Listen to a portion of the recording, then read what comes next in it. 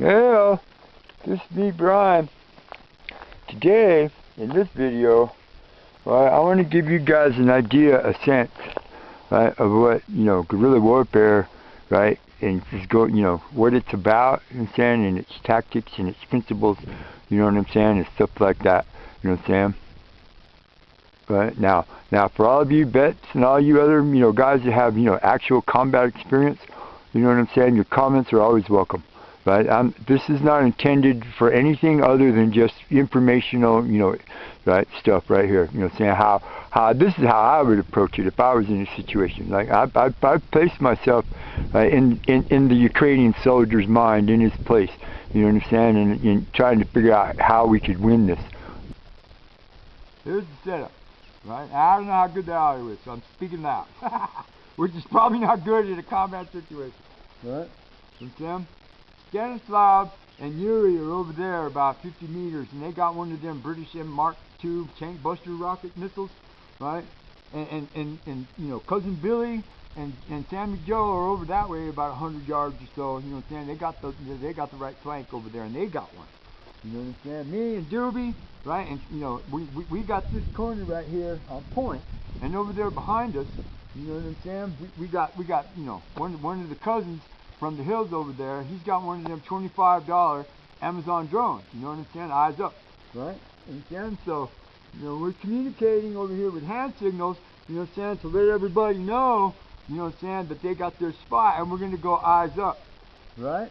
Sure, why not? That's what they're doing over there in Ukraine. You know what I'm saying? Elon sent them a bunch of drones and stuff. Somebody did. They did, right?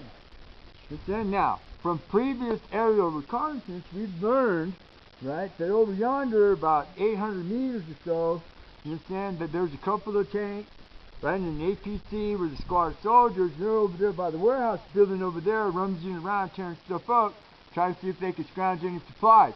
Probably looking for fuel, right? Okay, so now we're hoping, you understand, right, that a couple of them Russian tanks that that our side captured last week, you understand, they're a little bit back in the rear a couple miles.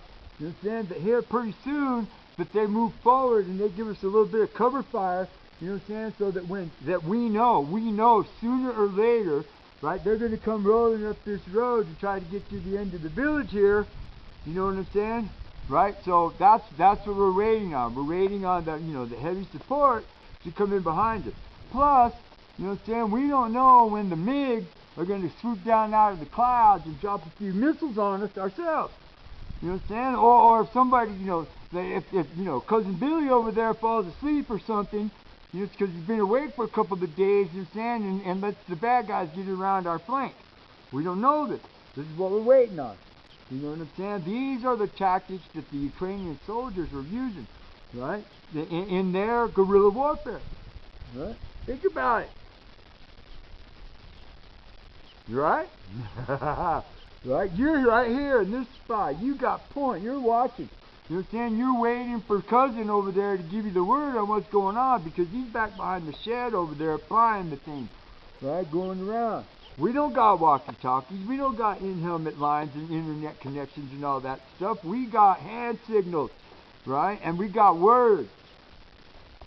Right? You got, every once in a while, pop up, see what's going on the corner. You know what I'm saying? To cover the spots that nobody else has got. Right? The whole time, we're waiting for the good guys. We're waiting for the cavalry. What do you think? Right? Any RPG game has these same tactics. Right? Has these same scenarios. But they're either in fantasy worlds or in anime worlds, or tank battles and stuff like that.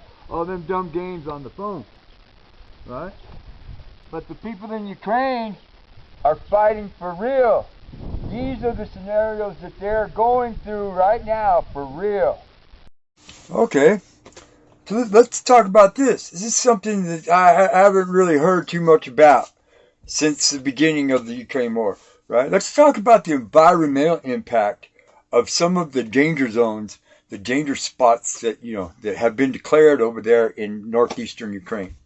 You know what I'm saying? Well, what are you talking about, Brian? one of the most dangerous places on this planet, right, is right now in control of the Russian soldiers. What is it, Brian? It's Chernobyl. Anybody remember Chernobyl? Right? It's a nuclear power plant that blew up, melted down, radiified everything for miles and miles and miles, right? The forest is so contaminated, it's so dirty, you know what I'm saying? They call it the brown forest, right? There's 200 people that work there. You know what I'm saying? And their job is to contain all of the radioactivity and, you know, make sure the containment buildings don't leak and all that stuff, right? And they rotate their shifts. But some of them have been working there for 7-10 days in a row. Not only are they exhausted, but they are right on the edge of being radioactive. And what happens if the people that know how to take care of this, you know, this ticking time bomb, right, of radioactivity are all dead? Who's going to take care of it? The Russian soldiers? But there are Ukrainian scientists that work at this place posting stuff on TikTok and Instagram. You know what I'm saying? Talking about how the Russian soldiers are just driving the tanks all over the place, tearing up stuff, breaking stuff down, looking for fuel, looking for anything they can find, and they're stirring up all of the radioactive dirt and dust, and it's flying around, and it's adding to the radioactivity in the air. This is just one place. Right? Right? Well, but it's only one place. Yeah, but it's the single most dangerous place on the planet. Heaven forbid if one of them comes up with the idea, well, let's just shoot a missile at it, see what happens. Putin. Right? Here's some more. Right? Think about the environmental impact of all of the devastation, right? All of the leaking fuel, all of the propane tanks that are releasing into the air, all of the fire, all of the carbon, you know what I'm saying? All of the dead bodies that are still buried in the rubble. I mean, back in the Dark Ages, you know what I'm saying, in the Crusades, right? You know, they used that, you know what I'm saying? They waited until the plague started and they used that as a biological weapon. Has anybody thought about this stuff yet besides the World Health Organization? You know what I'm saying? And people that don't have a voice, right? I mean, just think about it. I'm saying all the dead pets, all the animals. You're saying everything's been obliterated. It's just out there laying on the ground, just rotting away. No one's cleaning that up. The buildings are demolished. You know what I'm saying? That there's sewer lines that are just blown out of the ground and just raw sewage just running down the streets. You know what I'm saying? Think about this. Think about the environmental consequences of what this military action, this war, right, is doing to the environment around Ukraine and the areas around, even farther around it. Sure.